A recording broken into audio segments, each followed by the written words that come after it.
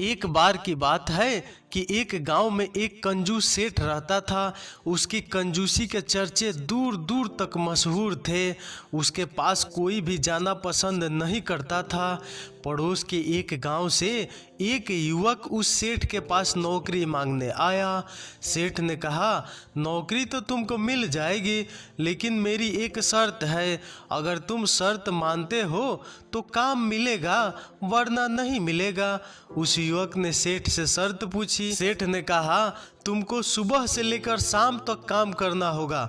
जो भी काम कहा जाएगा वो करोगे। उसके बदले तुमको 2 रुपये महीने और दिन में 1 बार भोजन मिलेगा, वो भी किसी पेड़ के पत्ते पर पूरा भर कर। इस पर भी अगर तुम काम छोड़कर गए तो मैं तुम्हारे नाक कान काट लूँगा, और अगर मैं तुमको निकालता हूँ तो तुम मेरे नाक कान काट सकते हो। बोलो, शर्त मंजूर है? युवक मजबूर था। उसने सेठ की शर्त मंजूर कर ली। इसके बाद युवक सेठ के यहाँ रहकर काम करने लगा। कंजूस सेठ उस युवक से जमकर काम लेता। घर का काम, बाजार का काम, खेत का काम। युवक जब थक कर चूर हो जाता तो शाम को अपने लिए एक बरगद के पेड़ का पत्ता तोड़ता और उस पर खाना मांगता। बरगद के छोटे से पत्ते पर जरा सा खाना आता। पूरा पत्ता भरकर खाने के बावजूद वह भूखा रह जाता। धीरे धीरे उस युवक की तबीयत खराब होने लगी। बिना खाए काम करते करते उसका शरीर कमज़ोर हो गया। 1-2 महीने के बाद उसके अंदर काम करने की ताकत भी ख़त्म हो गई। लेकिन अगर वो काम छोड़ता है तो उसको सेठ के हाथों अपने नाक कान कटवाने पड़ेंगे। इस डर से वो काम करता रहा। लेकिन एक दिन उसको लगा कि अगर वो इसी तरह काम करता रहा तो वो मर जाएगा, और मरने से अच्छा है कि अपने नाक कान कटवा लिए जाए। इसलिए हार कर उसने सेठ से कहा, सेठ जी, मैं काम छोड़ना चाहता हूँ। सेठ ने ये बात सुनने पर अपनी शर्त दोहराई। युवक ने कहा, जैसा आप चाहो वैसा करो, लेकिन मुझे इस नौकरी से मुक्ति दो। सेठ ने चाकू से उस युवक के नाक कान काट लिए और उसको काम से निकाल दिया। नाक कान कटवा कर अपने घर जब युवक पहुंचा, घर पर उसके भाई शेख चिली ने जब बड़े भाई की हालत देखी तो उसको बहुत गुस्सा आया। उसने पूछा, तुम्हारी ये हालत किसने की? युवक ने अपनी पूरी कहानी शेख चिली को सुना दी। शेख चिली बोला, तुम चिंता मत करो भैया, मैं उस सेठ से तुम्हारा बदला लूँगा। शेख चिली ने कमर कसी और उस सेठ के पास नौकरी मांगने पहुंच गया। उसने सेठ को ये नहीं बताया कि वो उस युवक का भाई है जिसके सेठ ने नाक कान काटे हैं। सेठ ने शेख चिली के सामने भी वही शर्त दोहरा दी। शेख चिली ने सेठ की पूरी शर्त मान ली। अगले दिन से शेख चिली का काम शुरू हो गया। सेठ ने पहले दिन शेख चिली से कहा, जाकर बैलों को पानी दिखा लो। शेख चिली गया और दोनों बैलों को तालाब के किनारे खड़ा करके लौट आया। शाम तक बैलों का प्यास के कारण बुरा हाल हो गया और उनमें से एक बैल मर गया। सेठ ने शेख चिली से पूछा, ये बैल हाँफते हाँफते मर कैसे गया? क्या तुमने इनको पानी नहीं पिलाया था? शेख चिली ने कहा, नहीं तो। सेठ ने पूछा, फिर मैंने तुमको किस लिए भेजा था इन्हें लेकर? शेख चिली ने कहा, आपने बोला था कि पानी दिखा ला, सो मैं पानी दिखा कर लौटा आया। सेठ ने कहा, हाय मेरा करम, अबे गधे, जब कोई काम कहा जाए तो एक काम बढ़कर करना चाहिए, एकदम बातों पर नहीं जाना चाहिए, समझा? इसके बाद शेख चिली का खाने का समय हो गया। वो जंगल में गया और अपने लिए एक बड़ा सा केले का पत्ता तोड़ लाया।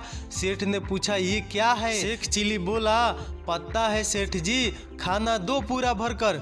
सेठ का माथा सनक गया। खैर, शर्त के मुताबिक उसको खाना देना पड़ा। पत्ता इतना बड़ा था कि उसको भरते भरते घर का खाना खत्म हो गया।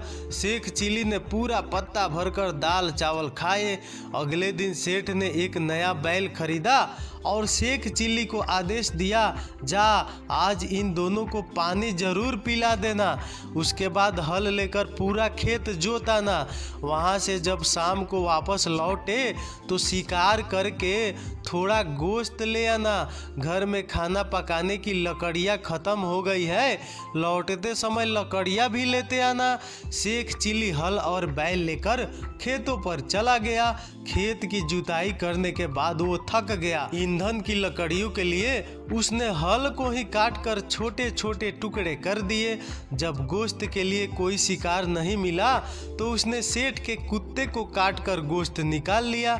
शाम को शेख चिली सारा सामान और अपना केला का पत्ता लेकर सेठ के घर पहुंच गया। सेठ की बीबी ने खाना पकाया। जब खाना खाने का समय आया तो शेख चिली ने कहा, मैं केवल दाल चावल खाऊंगा, मैं मांस नहीं खाता। शेख चिली को केले के पत्ते पर दाल चावल दे दिए गए।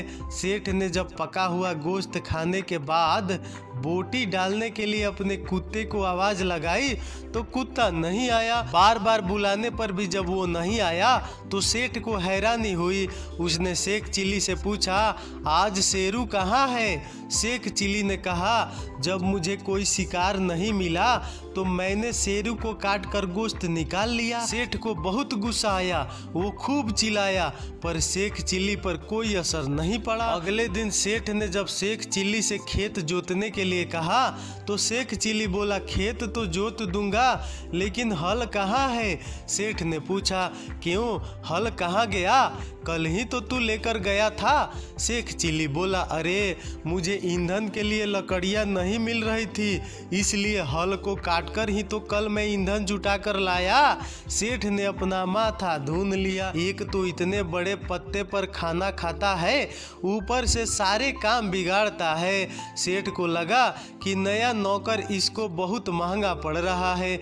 वो सोचने लगा कि आखिर कौन सी घड़ी में उसने शेख चिली को अपने यहाँ काम पर रखा। कुछ दिन बाद सेठ की सेठानी बीमार पड़ गई।